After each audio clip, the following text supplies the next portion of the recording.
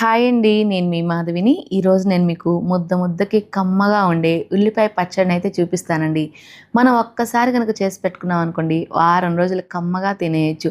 ఇడ్లీ, దోస, అన్నం ఎందులోకైనా గానీ చాలా రుచిగా ఉంటుంది. మరి లేట్ చేయకుండా చూసేద్దాం రండి. ముందుగా 2 పెద్ద సైజు ఉల్లిపాయలు, ఒక చిన్న టొమాటాని ఇలా ముక్కలుగా కట్ చేసుకొని పక్కన పెట్టుకోవాలి. టొమాటా అన్నది పూర్తిగా మీ ఆప్షనల్ అండి. నచ్చితే వేసుకోండి లేదా స్కిప్ చేసేయండి. ఇప్పుడు స్టవ్ మీద కళాయి పెట్టుకొని 2 టేబుల్ స్పూన్ల ఆయిల్ వేసుకొని, ఆయిల్ కొద్దిగా వేడైన తర్వాత కారంగా ఉన్న ఒక 10 ఎండుమిర్చిని వేసి దోరగా వేయించుకొని పక్కకు తీసుకోవాలి. ఇప్పుడు ఇందులోనే 1 టేబుల్ స్పూన్ ధనియాలు, అర టేబుల్ స్పూన్ జీలకర్ర, పొట్టు తీసుకున్న ఒక 10 వెల్లుల్లి రెబ్బలు వేసి ఒక 2 నిమిషాల పాటు సిమ్లో పెట్టుకొని వేయించుకోవాలి.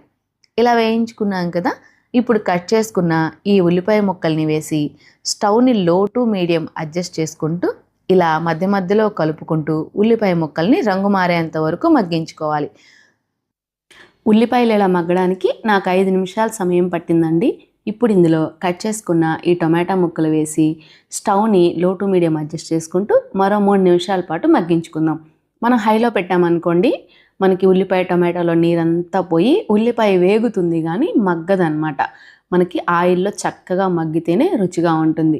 ఇప్పుడు ఇందులో 2 రెబ్బల చింతపండు వేసేసి ఒకసారి బాగా కలిపి ఉల్లిపాయ ముక్కల్ని చింతపండు పైన వేసేసి స్టవ్ ఆఫ్ చేసి కొద్దిగా చల్లారబెట్టుకుందాం.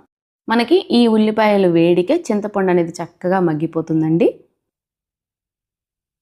ఇప్పుడు వేయించి పెట్టుకున్న ఈ ఎండుమిర్చిలో 1 టేబుల్ స్పూన్ రాళ్ళ ఉప్పు వేసి మెత్తగా గ్రైండ్ చేసుకుందాం. ఇలా గ్రైండ్ చేసుకున్నాం కదా, ఇప్పుడు మగ్గించుకున్న ఈ ఉల్లిపాయ టొమాటో ముక్కల్ని కూడా వేసేసి వీలైనంత మెత్తగా గ్రైండ్ చేసుకుందాం. మనం చేసుకునే ఈ ఉల్లిపాయ పచ్చడికి ముక్కలుగా కాకుండా ఇలా మెత్తగా ఉంటేనే రుచిగా ఉంటుందండి. ఒక్కొక్క పచ్చడిని ఒక్కొక్క రకంగా చేస్తామన్నమాట. ఈ పచ్చడికైతే ఇలా మెత్తగా గ్రైండ్ చేసుకోవాలి. ఇప్పుడు ఈ పచ్చడిని పక్కన పెట్టేసేసుకొని స్టవ్ మీద కళాయి పెట్టుకొని 2 టేబుల్ స్పూన్లు ఆయిల్ వేసుకుందాం. ఆయిల్ కొద్దిగా వేడైన తర్వాత అర టేబుల్ స్పూన్ పచ్చిపప్పు, అర టేబుల్ స్పూన్ మినప్పప్పు, అర టేబుల్ స్పూన్ జీలకర్ర, 4 వెల్లుల్లి రెబ్బలు, అలాగే ఒక 2 ఎండుమిర్చి, కొద్దిగా అంటే కొద్దిగా ఇంగువ వేసుకోండి, ఫ్లేవర్ బాగుంటుంది. ఇప్పుడు ఇందులో 2 రెబ్బల కరివేపాకు కూడా వేసి పోపుని మంచి ఫ్లేవర్ వచ్చేంత వరకు వేయించుకోవాలి. పోపు వేగి మంచి ఫ్లేవర్ వస్తుందండి. ఇప్పుడు ఇందులో గ్రైండ్ చేసుకున్న ఈ పచ్చడిని వేసి స్టవ్ని లో ఫ్లేమ్లో పెట్టుకొని మరో 3 నిమిషాల పాటు వేయించుకుందాం. మనకి పచ్చడిలో ఏమాత్రం కొంచెం చెమ్మ అనేది ఉన్నా కానీ మనం ఇలా వేయిస్తున్నాం కాబట్టి ఆ చెమ్మ కూడా పోయి పోపులో ఈ పచ్చడి వేగి మంచి రుచి వస్తుందండి. మనకి పచ్చడి కూడా ఒక 4 రోజులు అదనంగా నిలువ ఉంటుంది. అదే మనం ఇలా వేయించలేదనుకోండి, జస్ట్ ఒక 3-4 రోజులు మాత్రమే నిలువ ఉంటుంది.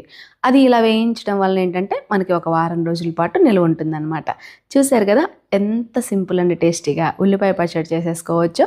మీకు అస్సలు టైం లేనప్పుడు కానీ, ఇంట్లో కూరగాయలు లేనప్పుడు కానీ, లేదు టిఫిన్స్లోకి చట్నీ ఏమీ లేదు అని టెన్షన్ పడేవాళ్ళు ఒక్కసారి ఈ పచ్చడిని ట్రై చేయండి. చాలా అంటే చాలా బాగుంటుంది. మరి వీడియో నచ్చితే ఒక లైక్ చేసి షేర్ చేసి మన ఛానల్ని సబ్స్క్రైబ్ చేసుకోండి. మరో మంచి వీడియోతో మళ్ళీ కలుద్దాం. Thank you. Bye bye.